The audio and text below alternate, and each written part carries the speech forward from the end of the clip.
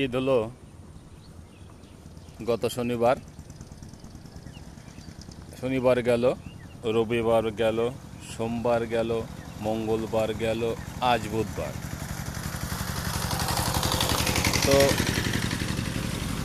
এখনও ঈদের আমেজ আমরা লক্ষ্য করছি।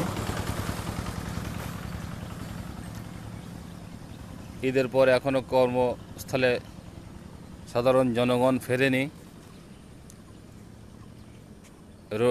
রাস্তাও তেমন উল্লেখযোগ্য যানবাহন চলছে না, শুধুমাত্র চলছে কিছু মোটরসাইকেল, ছোটো ছোটো কার, ইজি বাইক, আর বাসও চলছে। আস্তে আস্তে মানুষ তার কর্মের দিকে ফিরে চলে যেতেছে। তো ঠিক আছে।